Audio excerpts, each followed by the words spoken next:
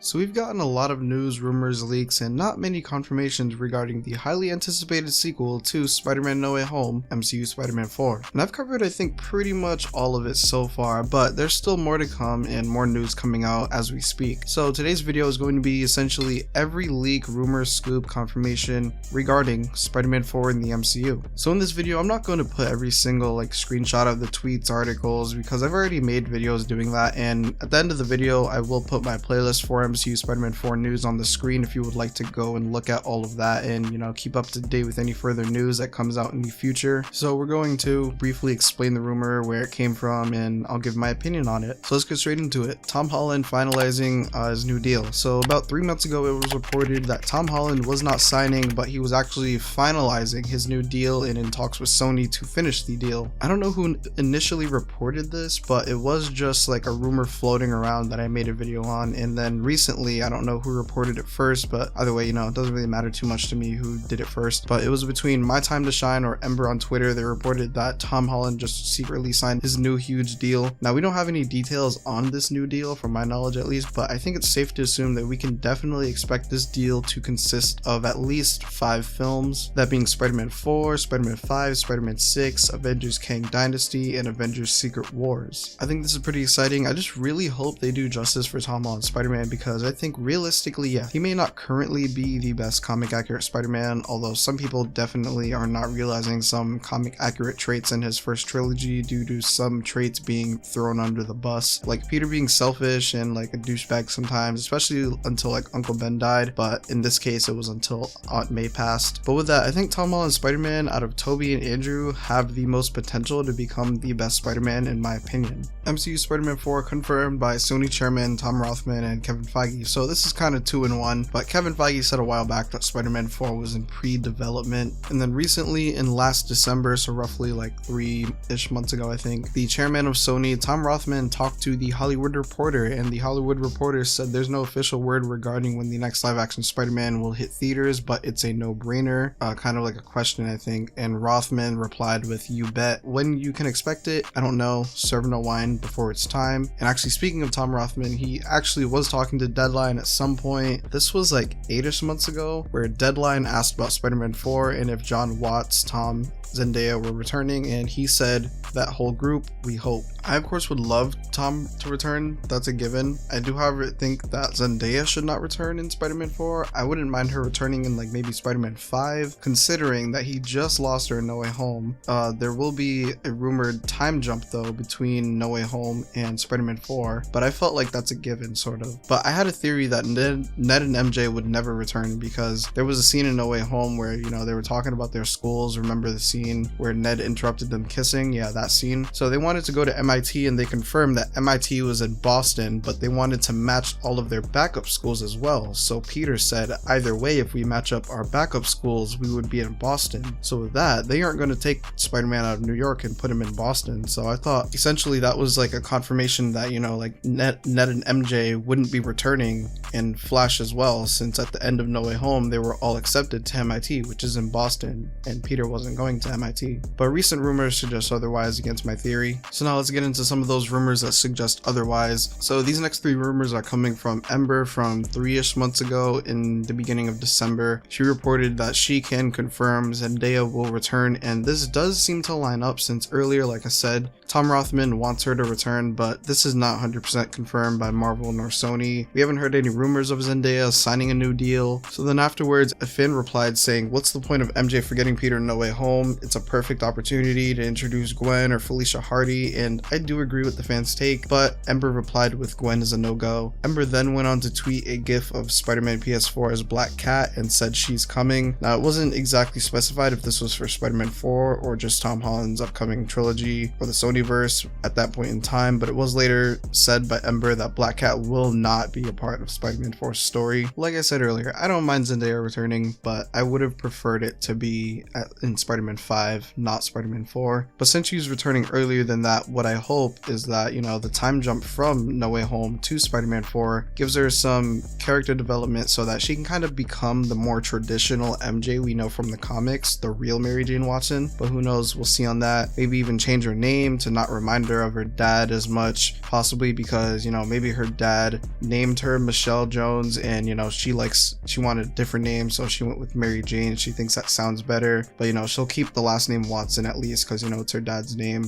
I don't know, just some wishful thinking on my part. I do think not introducing Gwen Stacy or Felicia Hardy is a missed opportunity. I think they would have fit great in the MCU if done well, but you know, it is what it is. So next up, Miles Morales debuting in Spider-Man 4. This rumor started back around the same time as the last rumors of Zendaya returning, Black Cat, and all that stuff back in December. It was rumored by Spider Culture, not Ember Spider Culture, but the original Spider Culture. They said Miles will debut in Spider-Man 4 and that he will be Peter's roommate and be the same age, and Harry Osborn will be a minor character. And then a more recent source that I haven't heard of until this rumor, so I don't personally know their credibility, but you know, it's coming from Film Odyssey MCU on Twitter. They said Miles will be in Spider-Man 4, he won't be the same age as Peter, and that he will be younger. He also said some time will have passed from No Way Home, and no word if Donald Glover is returning to play his uncle, aka Aaron Davis, the Prowler. So I mean, in regards to Miles, I'm fine with whatever. I can see benefits to both sides, whether he be the same age as Peter or him being younger than Peter. I do kind of lean more towards him being younger, only because at that point we can have two different types of Spider-Man. One Spider-Man being Miles Morales, the younger, more naive Spider-Man they can tell high school stories with, because you know, they're running out of different high school stories for Peter. I think that they can do a lot more with Miles since, you know, he has Genki, his mom, obviously with Miles being a person of color, him being Hispanic as well. There's like a lot of different possibilities, I think, in my opinion. And then obviously the other Spider-Man being Peter, with him being older, going through some more adult stuff. I think the fans want Spider-Man to grow up and figure something out, be able to be with MJ, have kids. Obviously, I don't see that happening in the MCU since Tom Holland doesn't seem to want to play Spider-Man for that long, but who knows, he could just be bluffing to get more money from Sony. I do find it interesting though that the original rumor said roommates and same age, but now like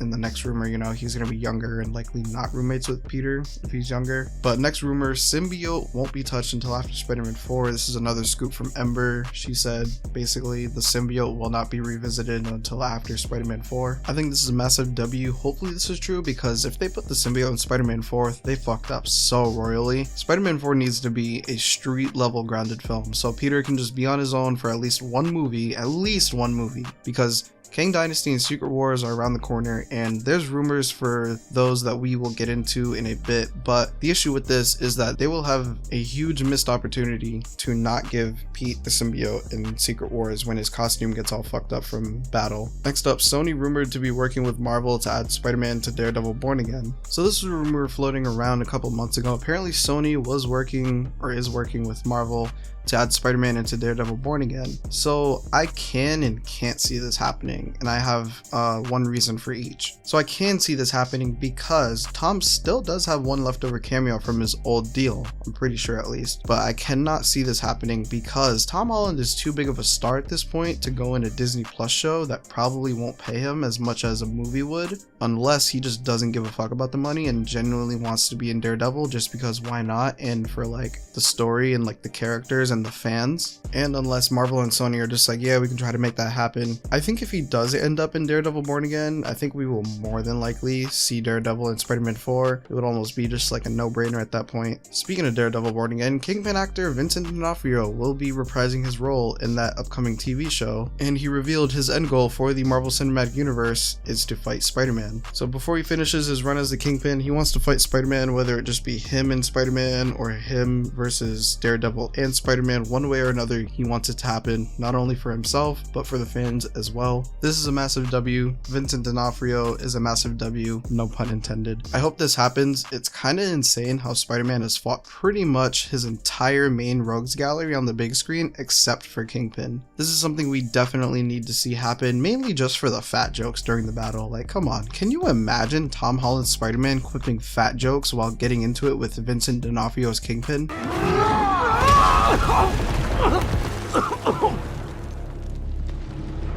You are everything that's wrong with this city! You know, even if that was the case, at least I'm not so fat that I could get arrested for 10 pounds of crack, by which I mean butt crack. His Kingpin can be an absolute madman, and he's usually super serious. And I mean, Kingpin usually is a serious character, but Vincent D'Onofrio's Kingpin plays absolutely zero fucking games. Next up, Stephen O. Young, a voice actor who voiced Mr. Negative in that of Marvel's Spider-Man from 2018, the game, wants to play Mr. Negative in the Marvel Cinematic Universe in Spider-Man 4. He tweeted out on Twitter roughly 7-8 months ago. He's seen rumors about Spider-Man 4 all online. All he had to say was, "Sony, it's okay if you lost my number, just DM me." And we have had some floating rumors recently that Mr. Negative was being considered for Spider-Man 4. We'll get into that a little bit later. Again, another massive W. I think he would be like perfect casting for Mr. Negative. He voiced him well in the game. I think Mr. Negative is definitely someone we need to see on the big screen. If the VFX work is done well, that would go absolutely insane. I think this one could be likely because the MCU has taken inspiration from the PS4 game with some takedown moves they used in the fights with Green Goblin and No Way Home, so definitely possible since they've drawn inspiration from the games clearly. So someone who goes by Spidey Updated on Twitter tweeted out, "Spider-Man 4 expected to start filming by the end of 2023. A $200 million budget is set for the film for a release date of 2025. So I try to look at things super realistic as possible with just like everything in front of me. And my thoughts on this are, okay, so Kang Dynasty, right, is supposed to come out in May of 2025, but I think everything got delayed. This film, Spider-Man 4, right, is rumored to come out 2025 as well. Now with that being said, referring back to Ember's claim of the symbiote not being revisited until after Spider-Man 4, assuming that's true, and as well assuming that they are waiting for Secret Wars hopefully to do that symbiote storyline, right? So with that, Spider-Man 4 has to come out before Secret Wars, but there's no way it will come out after Kang Dynasty either because of the next rumor that we're going to get into. So I'm assuming that we would be getting Spider-Man 4 anytime before Kang Dynasty. Like, just realistically speaking, like, we're not getting Spider-Man 4 after the Avengers films.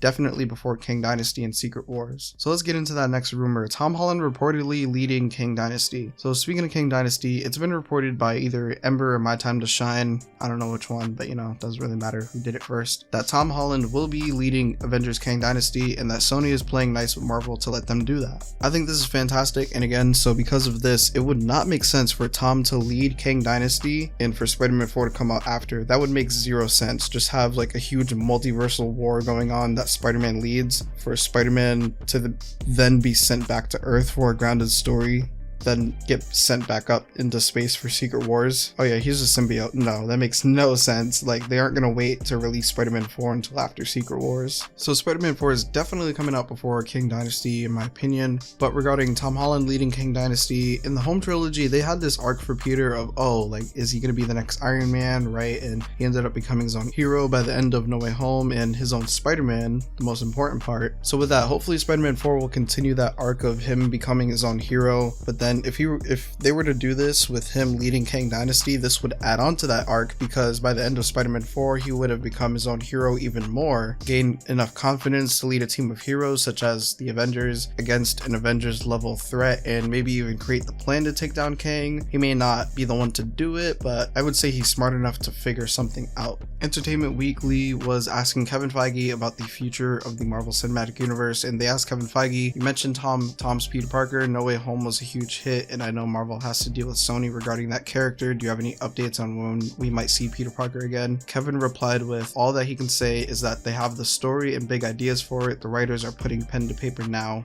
This is exciting, super stoked to see what they're cooking up for us. I really, like I said earlier, hope they do justice for Tom's Spider-Man. He has the most potential right now. And then kind of back to the Mr. Negative stuff. Mr. Negative was discussed for Spider-Man 4 coming from Spider Culture. He tweeted that out. Again, I think Mr. Negative would be pretty cool to see in live action. Not sure what else to say. I already said, you know, what I had to say earlier about it. Next up, Sony trying to force Venom in Spider-Man 4.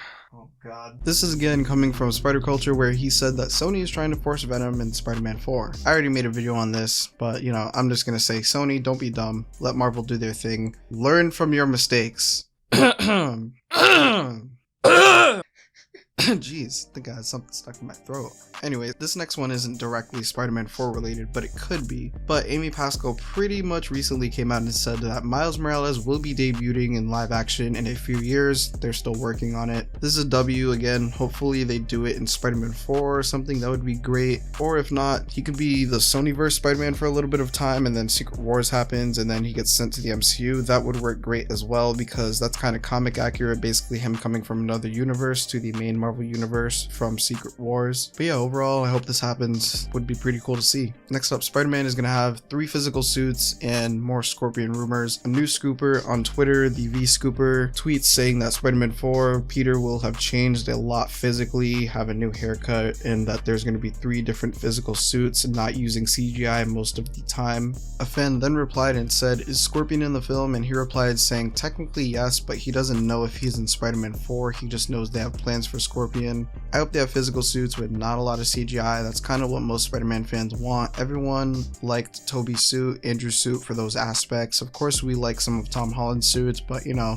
they were all CGI covered, most of them anyway, and not everyone liked that. So hopefully Marvel learns their mistake lesson, whatever, and you know, just does what the previous films did, not use a lot of CGI on the suits. As far as Scorpion, hopefully he's in the film. Would be cool to see him. It's just the way this guy kind of worded it in the tweet was weird. Maybe that's just me though.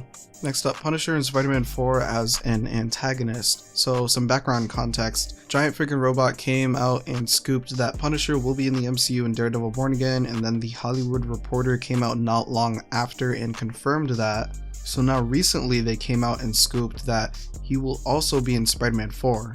Giant freaking Robot, not Hollywood Reporter. So I'm not going to go too far into my thoughts on this, because I did just upload a video on this not too long ago, probably like a few days ago by the time I upload this video you're watching right now. So go check that out after this if you would like to hear my full thoughts on this rumor about Punisher being in Spider-Man 4. I will just say, you know, briefly, I do hope Punisher is in Spider-Man 4 only if they do his character good in Daredevil Born Again, but there are some cool storylines that they could cook up with John Bernthal's Punisher if he is in Spider-Man 4. So now I'm going to ask you guys a question, or a couple questions, but also, you know, give you my answer to these questions. With all these leaks, rumors, etc., what do you think the story will go for in Spider-Man 4, to be specific, based off the rumors that we have heard and discussed so far? I would like the story to just be a fun, simple Peter Parker story, something very street level, because I feel like that's what we need. We need to like scale back heavily so that we can show the audience that Peter Parker has grown up, matured, learned from his lessons and mistakes in the past to just become a better Spider-Man all around. I want the story to be very small scaled so that when we get to Secret Wars, Kang Dynasty, Peter is ready for that stuff and it'll be more exciting. And whatever else comes after those events, hopefully they scale up big when 6 comes out. But specifically, I would really love to see Spider-Man, Daredevil, Punisher, Scorpion, Kingpin. That could possibly be too many things, or maybe not. It really just depends on how they treat each character, and as well like pace the storylines and like just the entire movie together. So yeah, comment your answer down in the comment section. Would love to hear your guys' thoughts. So now, next question, what villains do you guys want to see in Spider-Man 4, 5, and 6? I want to see Scorpion, as he was set up to be a perfect villain with the personal vendetta against Spider-Man in